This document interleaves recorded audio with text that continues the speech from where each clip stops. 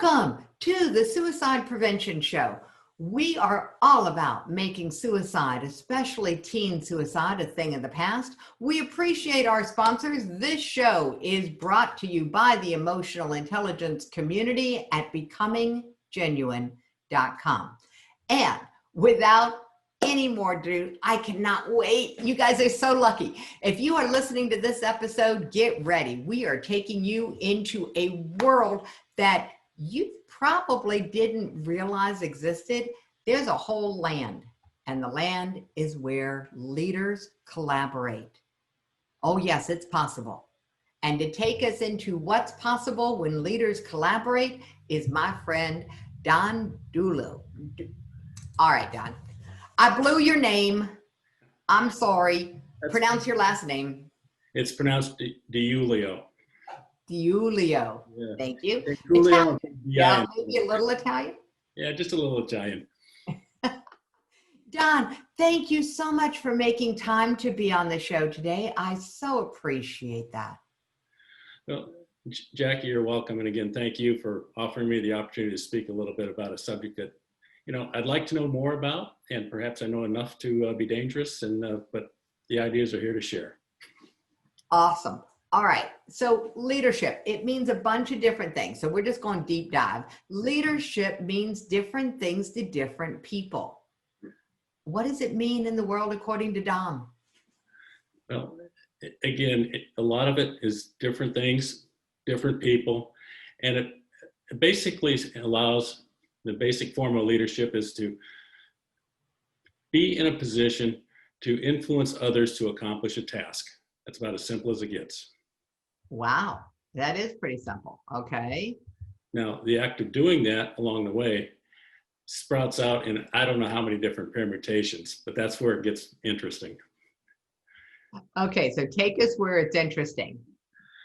Well, a lot of what you see with leadership has to do with working with teams in some cases, and in some cases it's working across organizations, and in another situation it's operating between leaders. So those are the three aspects that I'm looking at right now, and would like to share with you. When you're operating within a team, you typically have a single leader who gathers the team together and is usually assigned a goal or a mission. And in order to accomplish that mission, the leader has to apply various forms of leadership to create the momentum, the motivation, the insight, or allow the team to function to achieve that objective.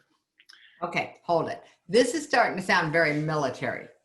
It starts from a military perspective. From my perspective, that's where my background is, but it does apply across organizations. Well, I can believe that, but I'm going to invite you to tell me the story of when you actually got this concept.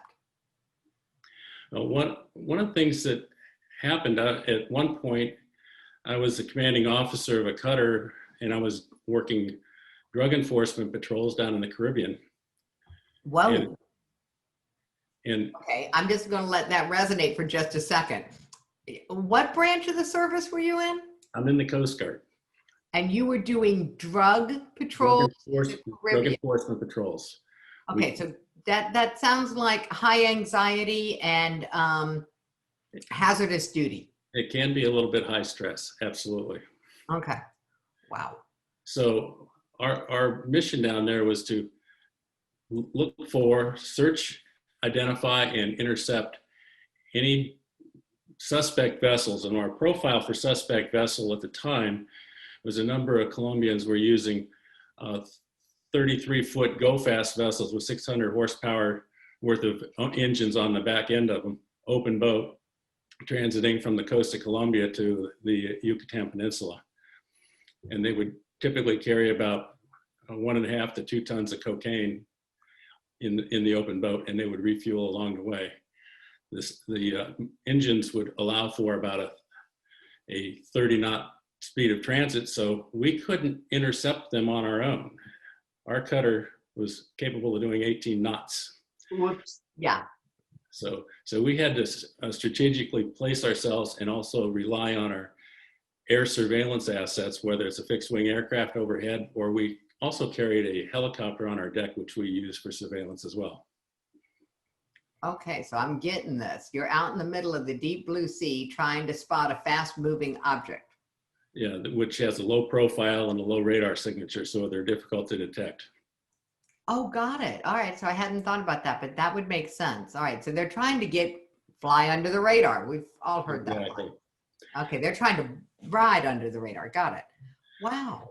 So the story comes about from the fact that we had a multi-unit intercept we had a C-130 flying overhead detected a go fast coming out middle of the afternoon. Thought they didn't expect anyone to be there, and the aircraft saw them, and we decided to track them and follow them to the point where the go fast was frustrated and turned around and headed back to Colombia, and in the process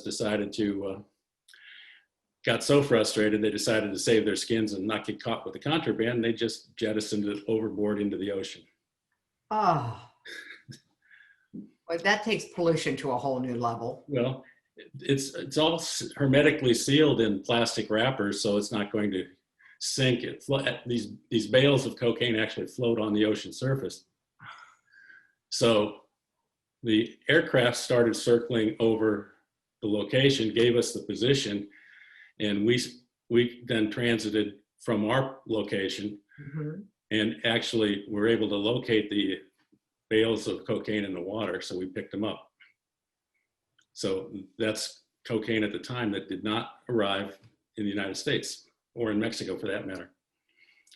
The story gets interesting from there in that our Atlantic area commander instructed us to take these 42 bales of cocaine, which are about 70, 80 pounds apiece, and dispose of them at sea.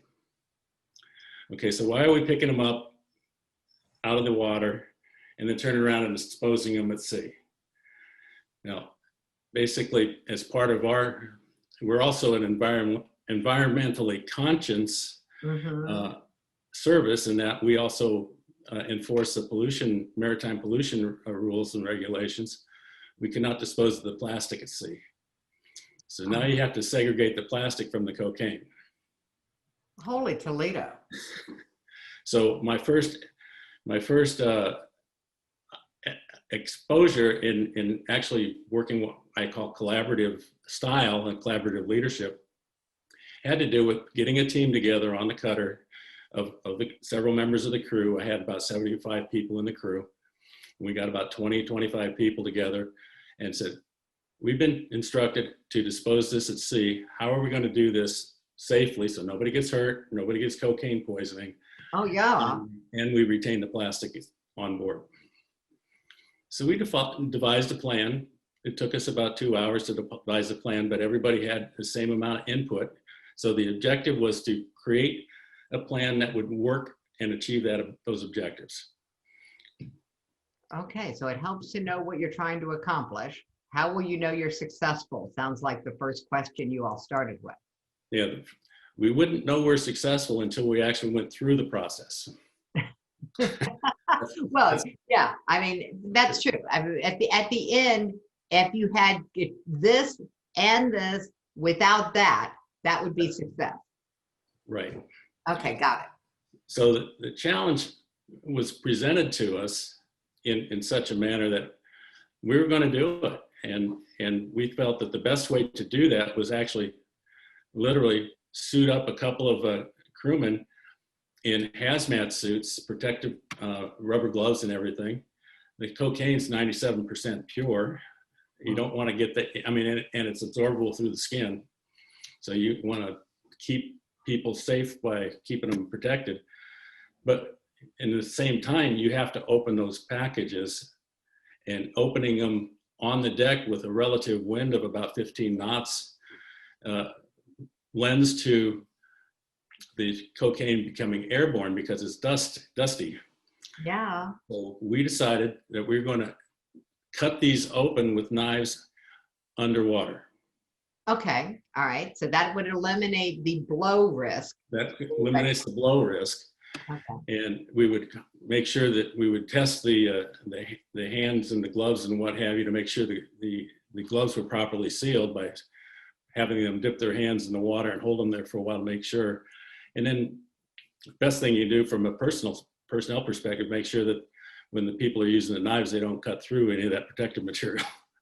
Oh, yeah. Details. Yeah, minor details.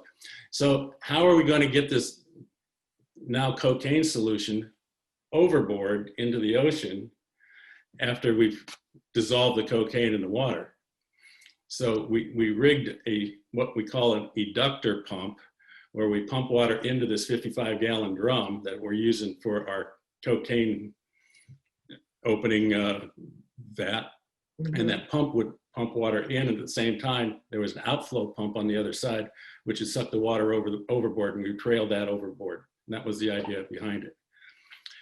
Now, sounds good so far. A couple of days, our Atlantic Area Commander changed his mind. He said, we're not going to do that. But we had a plan. We met the objective. So we collaborated to meet that objective. Now, the Atlantic Commander decided to change the scope of the mission and directed us to transfer the cocaine to the Mexican Navy. And that was based on a State Department negotiation with the government of Mexico. In other words, since Mexico was the projected entry point for the cocaine that we intercepted, the idea was, let's give the Mexicans credit for the cocaine interdiction. And okay. And my brain went someplace totally different, but my brain went to, let's just complete the objective of the drug cartel and get the cocaine into Mexico. Yeah. So we're looking at the government side of this. From the political side of it, now they were going to be the ones to dispose of it. It was going to be very public that they had it. It was very public. It was very, very public in that regard. And we also gave them a physical description of the boat we saw doing this. So after we rendezvoused at sea to transfer the cocaine to the Mexican frigate, the Mexican frigate took it into Cozumel, and then they made their announcement public shortly thereafter. We were done with that particular episode, but the feedback we got back was, we know how much cocaine we transferred to them, and what they announced that they had interdicted was 300 pounds less. So somebody must have been, this is me speculating, somebody must have been skimming off the top and a little grafting gratuity somewhere. But the interesting thing about it was they went into the entire coastline, about 60-mile, 80-mile range of coastline in Mexico, and seized 30 go-fasts that fit the description. Oh. Effectively shutting down the entire operation. Wow. All right. So when leaders collaborate, it doesn't have to be perfect to be a really positive outcome. It doesn't have to be perfect. And I think perhaps the best expression of collaborative leadership that I can come up with, it's a purposeful relationship in which all parties are strategically thinking about the desired outcome they're seeking. All right, so a purposeful relationship in which all parties are looking for a shared outcome. Okay, so purposeful with a common purpose. Right. Okay. Exactly. So not just on purpose, but with a clear agreed upon purpose. Exactly. On purpose, and I'd like to add on purpose with intent. Okay. And so that was one of my first exposures to that in terms of working within a team. Mm-hmm. And now as I go further, a couple of years later, I'm working in Coast Guard International Affairs, and we're working with the Navy International Programs Office.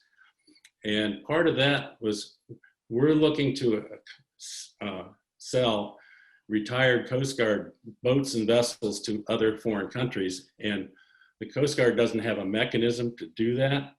And we were directed by legislation, by congressional legislation, to do it with the Navy's International Programs Office. So we needed to have a memorandum of understanding created to do that. So we met several times with them to create that shared outcome that we're seeking. So that's an example of working between organizations, if you will. Okay, so what I'm hearing is there's a process that has to be in place for this. There does have to be a process, and people have to understand what that process is and what the steps are. Cool. In that. All right, so we have purpose and we have process and have intention, and these are the things that leaders need to be cognizant of in order to have a successful collaboration. Exactly. And so I'm finding, I'm like, okay, let's get some real life examples here, because as I've entered the nonprofit world and I am the co-founder, I'm the sort of the driving wedge of the Teen Suicide Prevention Society, I'm meeting all kinds of other people who have other nonprofits and other programs.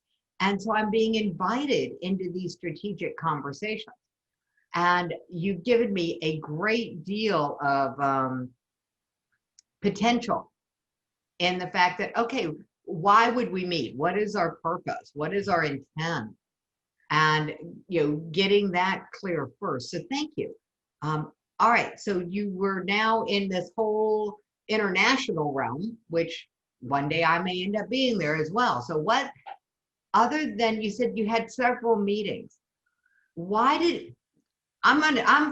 am too lazy to waste time. Okay, I get it. I like things that are, why several meetings? Well, part of that is getting the terminology down for the actual document in the memorandum. A shared language. Shared language. You need that shared language.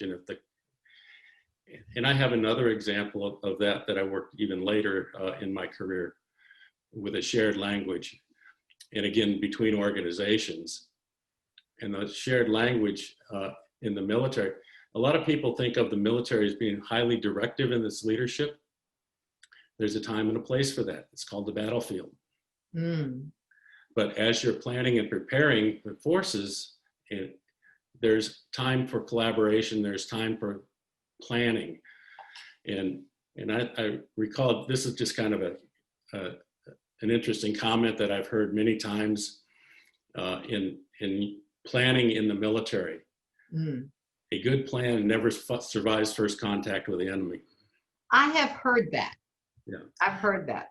That a battle plan never survives contact with the enemy. Right.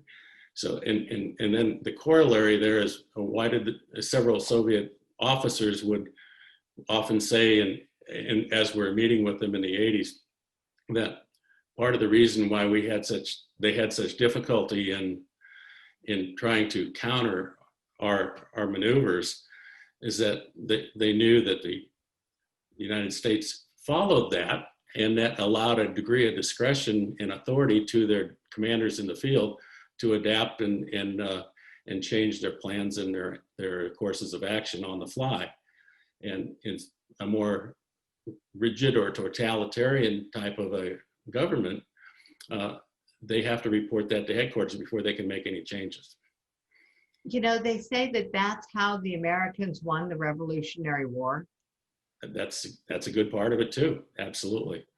Every time you turn around, General Clinton or General Cornwallis would have to report back to the Crown, and while they're awaiting orders, especially in that time and day. Yeah, and they marched in a straight line. Yeah. Bill Cosby had a great line about that at one point. It just came to mind, and he said, "What happens if you flip a coin before a battle?" And you got the Confederates. I mean, you got the revolutionaries on one side, and the British on the other side. And it's, all right, General Washington, you're the home team. Give General Cornwallis the call for the flip. He calls heads. I'm sorry, it's tails. George, what do you want to do? He said, basically, I want to be able to hide behind rocks and trees, and I want them to wear red coats and march in a straight line. That's pretty much what happened, and you're right. That's a great line. And you talk about an unfair advantage potentially. So the flexibility in battle is critical, and battle plans never survive contact with the enemy. But yet planning seems to be an essential part of everything that you're talking about in leadership. So pull us into the entrepreneurial world, because there's a wider application of this. Well, and you're absolutely right. And one of the things I was looking at briefly was entrepreneurs are independent by nature. Some entrepreneurs have teams which could effectively function very similarly to how the team aboard the cutter functioned for me. Mm-hmm. But when a leader is talking with a leader, now you're looking at what are your shared visions? What are your shared goals and opportunities? What are your shared outcomes? You really have to have that dialogue and discussion. You really need to be open to how other people think and open to their communication, because they may come up with something that might benefit you quite well that you'd never really thought about. Yeah, and I'm dealing with that in the joint venture space a lot, where I'm a relatively flexible, leaning towards the fly by the seat of my pants kind of person, which is how I ended up with all of the things that I do, like this summit. It was, oh, we've got an epidemic.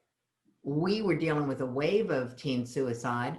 COVID hit. We're not looking at trying to get ahead of a wave anymore. Now we're looking at a full-fledged tsunami, and we need to do something different. And that's how this got born. And it was all, the first one was pulled together with 24 speakers in less than 2 weeks. And I think that's a phenomenal job to be able to accomplish that. Yeah, and it was messy, and yet it got it done.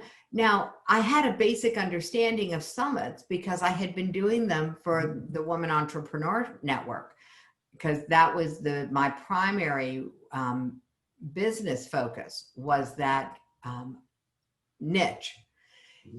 To shift and to create something else I had that other plan, so at least I had a baseline. But I'm walking into some joint venture conversations, and some people have plans that are so precise that they're actually like strangling. They feel very strangling. So I love what you're talking about creating a process where you have a shared language, a shared vision, and shared outcomes, without necessarily defining the process first. No, it's essential that you define the parameters of what you're discussing as opposed to the process. The process is the basic relationship and the interaction between two people, or more people, two or more people, I should say. Okay. So let's not structure we got to do the process by doing A, then B, then C, then D. Let's put things out on the table and say, this is my vision. What's yours? Share it. Is there a way we can work together?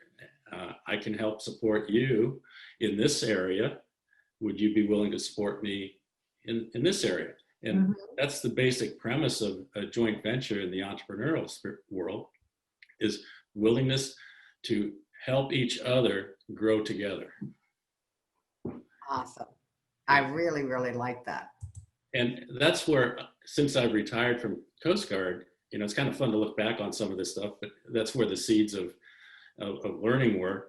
But now I'm using this process in the entrepreneurial space, entrepreneur to entrepreneur with the joint venture process. Okay, so entrepreneur to entrepreneur with the joint venture process. We are now dubbing all entrepreneurs as leaders. You may not have known you were becoming a leader when you signed up to be an entrepreneur. You may think that being a solopreneur means you don't have to lead anybody. It's just you can wing it. I'm going to tell you that's not the way it works. Well, I would say that it's absolutely essential for an entrepreneur to think of themselves as a leader, even if they right now you may only be a leader of one. But if you're looking to put your information, your material, your product out into the space, out into the marketplace, you have to have some type of leadership attributes to make that happen, make it stick. Okay, so we're going to peel back to that point. Give me a short list of leadership attributes.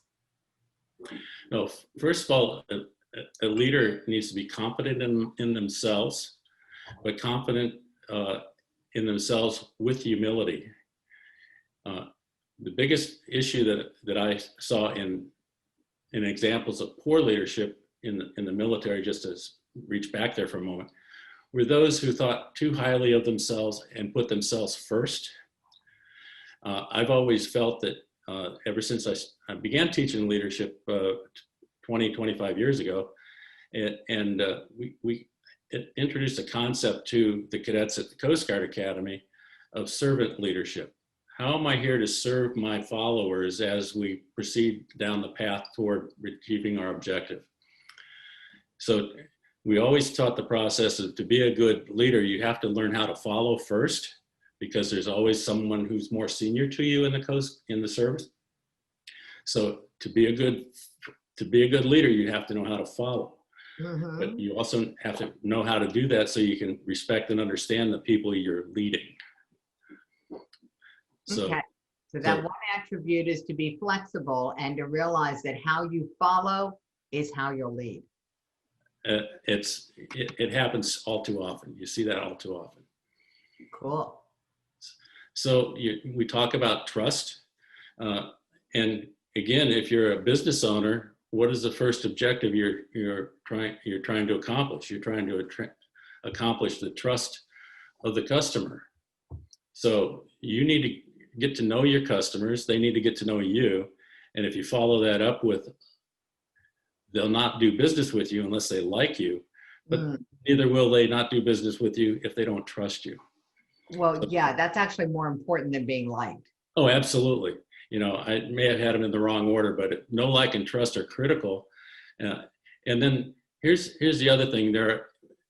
When we talk leadership, a lot of people are placed in positions of authority, and they're told, once you have established a positional power by virtue of that authority, you're a leader. How you use that power from that position standpoint can affect how the people that you're leading relate to you. You can have the positional power, and you can be rather autocratic in how you relate to people, but you have just expended or canceled out any potential for the other element of leadership power, and that's your personal power based on how you lead, and basically the personal power that you have as a leader is derived from and conveyed from the people you lead. Okay, so we got that. Personal power is bestowed. Is bestowed, and positional power is as a result of the position you carry in the organization, and what the organization has said, this is what your position is, and this is what you need to do. Mm-hmm. Okay, so how does that play out in this conversation of creating a collaborative partnership among other leaders? We're going to call this solopreneur to solopreneur. You know, we want to do something together. We've both accepted that we're here to serve our constituents. We want to serve each other. So the win-win is the assumed outcome. What's the first step? Or what do we need to be watching out for? Because we already established we don't have to like each other, but we do have to trust each other. Got that? So one of the first things you're looking to do is to identify if the person is authentic in their approach. And what is their intent? How do they present themselves to you in the context of being a potential partner? Okay, so we're just looking to see, do we get along, and do I trust them? This is the trust factor. You have to open the dialogue with that establishment of the trust factor. and get a firm understanding of what the position the other person is coming from. Mm-hmm. So you get to know them as what are their goals, what are their objectives, perhaps what their vision is. Really understand where they are, and then to the point where it's appropriate to share that with them, what your goals and visions are. That's where now you get to the point where you've established that potential for trust. You might ask people how they approach and how they do joint ventures. What is your experience with joint ventures? If you've been doing them regularly, do you meet your time commitments? I think part of being a good leader is when you say that you're going to do something, you make sure it gets done. You keep your commitment. Yeah, that's true. All right. So the first step is check your own trustworthiness, check your own authenticity, and then start a dialogue and see if there's a match there, and then a match of shared objectives. And I'm going to throw one more into the ring, because my experience with joint ventures is one of the things that created the most challenge for me was not double checking on the audience match. On, is my niche similar enough to your niche that the language of my tribe is going to be understood by your tribe, and the language of your tribe is going to be understood by my tribe? Because when that's not a good match, it's really a chance to practice, but it's not profitable. And quite frankly, I think we're all in the business of looking for profitable opportunities. So doing the due diligence that's appropriate to make sure that we have a good match is key. But I think that comes after you've established the potential for a possible venture. You don't want to be. I think you're right. I think that because profitable ventures don't have to be just, what we used to call a stage swap, or right, a webinar swap, or an email out. There are so many creative ways now that I'm wondering if we could have just called this creative collaboration and start a whole new program on helping people get this flexibility. When I saw the title that you put up, that you published for my talk, I said, dang, that is a great title for a course. Well, you guys heard it here first. There may be a class coming that will actually deep dive into this a little bit more. But this is really, really cool, Dom. That the idea that the structure of a team, what you went through on the cutter, the structure of creating a high-level collaborative agreement when you were working with the Navy on your other project. Now we're talking about taking it into the entrepreneurial realm.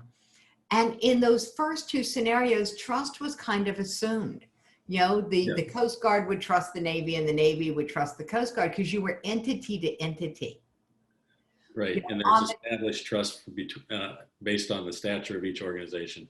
Yeah, and on the cutter in the first example, trust was implied simply because you guys had already entrusted each other with your lives. You were working together as a unit in a hazardous duty.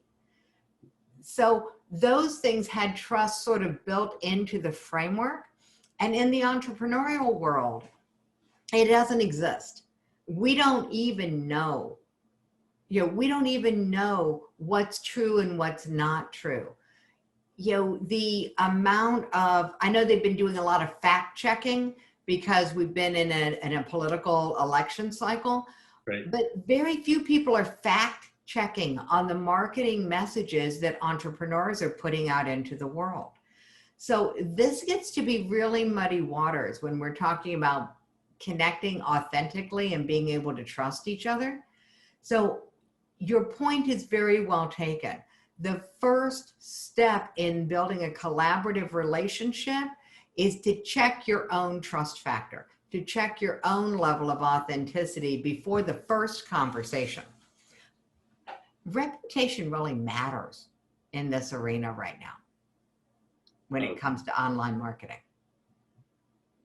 I think it's critical to success. I haven't had a lot of experience with it, quite frankly, but my sense is if you do not show yourself as trustworthy to one entrepreneur that you've attempted to work with, that news will get around and you won't be trusted by anybody. You know, I wish that was true. I wish that was true. In the speaking world, if I dissed or was disagreeable, or in my language, I argued with an event planner's rules and created conflict at an event where I was speaking, that word would get around because that's a really tightly knit community. Association, event planners, et cetera, they communicate. But in the wide world of online marketing, word doesn't get around very fast. And there's just too many messages out there, and there's not a self-policing, if you will, that's happening effectively enough, in my opinion. So I think it's incumbent on every entrepreneur to do their own trust level assessment and authenticity assessment, and then to be willing to do some due diligence, to be willing to check in on people's reputations. And that's harder to do than it used to be. I've been very, very fortunate, Dom, in that I started joining higher end masterminds. And that's where you and I met. You know, I mean, these higher end functions where we do share information about what we're seeing happening in the marketplace. Right. Because people who are not in authenticity typically do not work with mentors and masterminds at that level. They're flying beneath the radar screen. Yeah, so they fall out of masterminds pretty quickly if they're not highly authentic. And so there's a level of communication that happens at this level that I'm hoping will start happening, and we share more information, because it's really, really critical. Perhaps as we get further down the road and more joint venture managers start working the marketplace and doing that precisely, it will help vet joint venture partners for clients to the point where the client can trust the joint venture manager for having completed that process for them. You know, I'm sorry, I didn't give you a proper introduction. Let me give you a proper introduction. Okay, so you are a joint venture manager. You're in the final phases of a certification program that was put together by our shared mentor, Amana Guy, one of the people who's totally changed my business over the years that I've worked with him. And so, Dom, you've hit the nail on the head. This is what's been missing in this joint venture collaborative space of online marketing, is there wasn't a community of people who knew enough people to be able to share information and to be able to guide us. Because I've been in the role of being my own joint venture manager. And as lovely as that has been, and it will always stay that way when it comes to the summit, I will always vet my own speakers for the summit. I don't see that ever change. But on all of my business things, on my other joint venture things, the things I do with my 6-week course, from self-sabotage to self-empowerment course, you know, those kinds of affiliate relationships and joint ventures, you know, I mean, I've already said I'm in to be your case study, and there was a reason. There is such a huge need for someone who can manage these relationships. Once an entrepreneur has their money engine working, where they've got a course, they've got some way of having sustainable income, they are going to need to be doing joint ventures in order to be able to scale without spending all of their minutes on marketing. And that's why we said, let's talk about this, because all of the skills we're talking about, by the way, for joint venturing in business apply to planning a family vacation. They apply to, you know, negotiating with a boss. These are all opportunities for joint ventures. We just don't call them that. And so the military to business examples also apply. So, all right, we got some high quality questions coming in, and I love this. So, Dom, we're gonna just cut right to the chase here. I know you have probably had a lot of content, so run it fast, and we're gonna get to a question. Well, this is fine. I'll go right to the questions if you like, but I wanted to make sure that we got the overview of what collaborative leadership is and how it really kind of weaves its way through all facets of entrepreneurship as it has been happening in corporate America and within the government. So I think we tapped most of that. There's more opportunity, but collaborative leadership really came into vogue in the late 90s on the heels of total quality management. I remember those days. Yeah, if you remember those days, it's almost like the management program du jour. You know? Yeah, and that's true. And so going back to the basics, the things that actually have stood the test of time.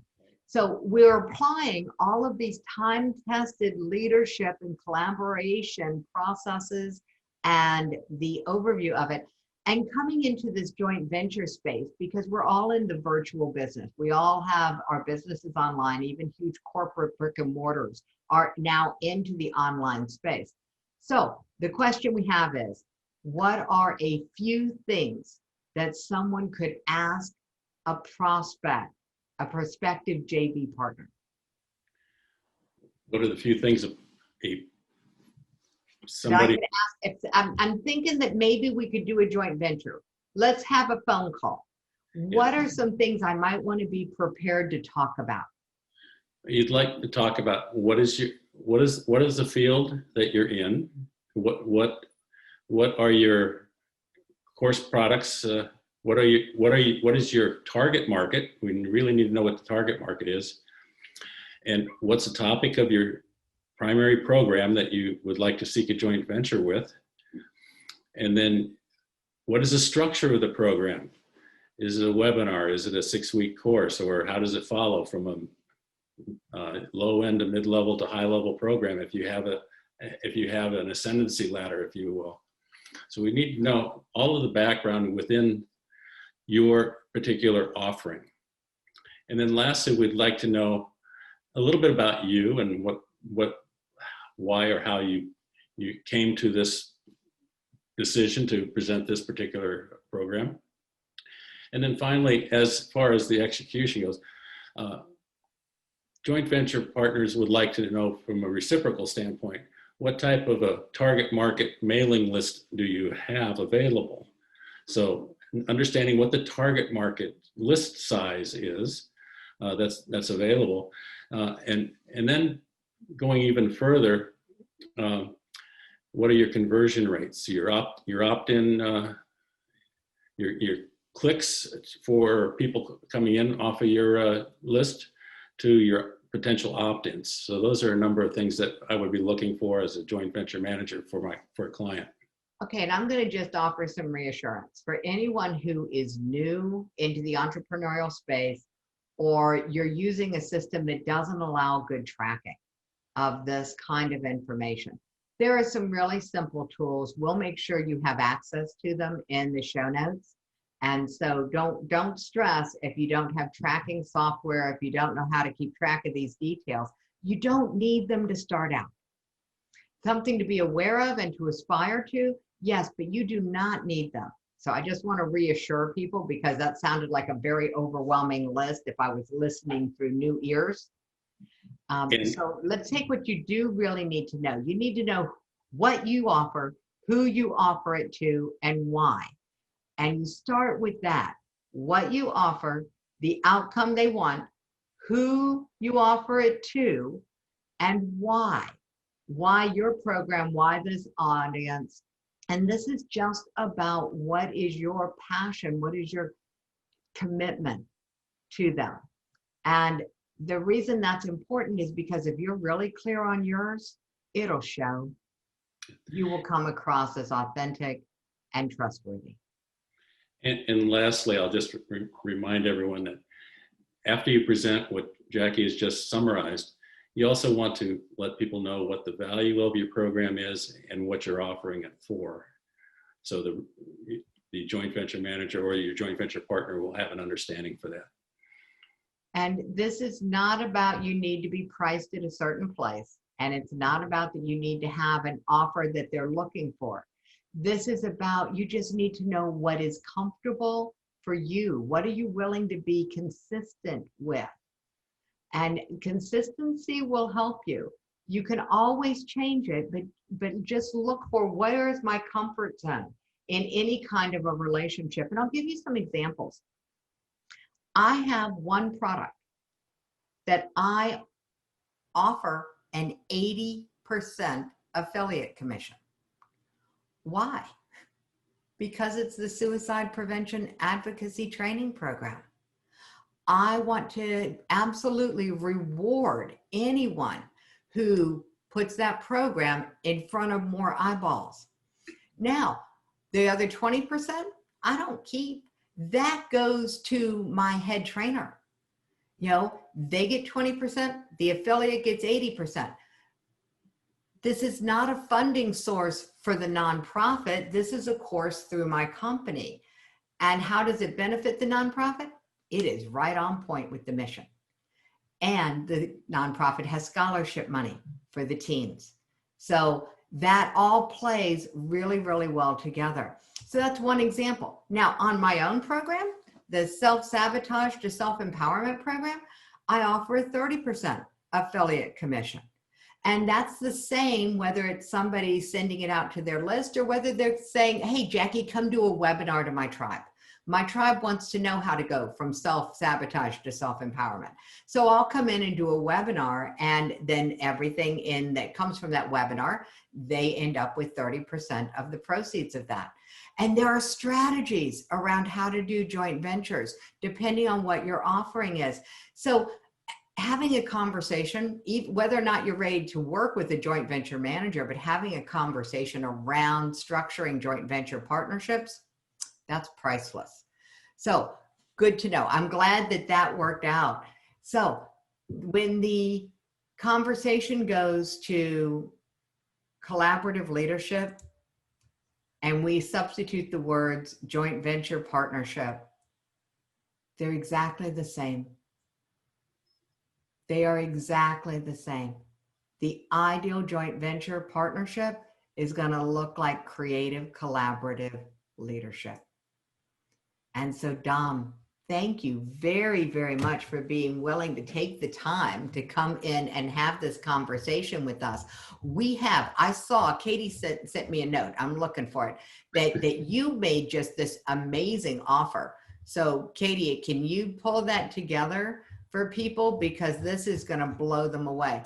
And if you are watching this as a replay, if you don't see the link in the show notes, don't worry, we will get you in touch with Dom for whatever his offer is at the time. So we're putting this into the chat for everyone.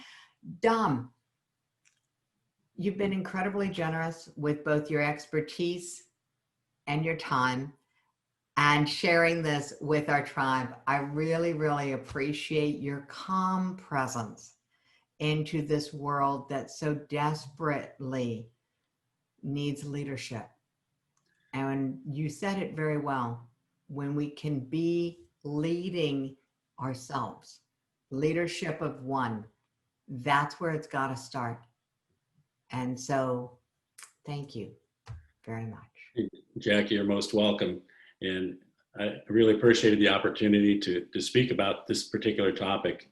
And I recognize that we're involved with team leadership, but just if I may put a plug in, teens that do grow up sometimes become members of the military, and the military, including the Coast Guard, has a significant suicide issue as well, as do our returning veterans.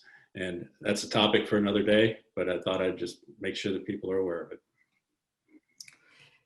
Suicide, the equal opportunity epidemic. No group is unscathed. The numbers are staggering. We've lost more military to suicide than we have to battle, even if you go back through all time. It's a little known phenomenon, and I appreciate you mentioning it, Dom. We are the Suicide Prevention Society. We are looking to turn the tide on the epidemic of suicide, and leading yourself first is a great place to start. Thank you, Dom. You're welcome, Jackie, and thank you again for the opportunity. And I hope the rest of your seminar goes as well as it's gone thus far.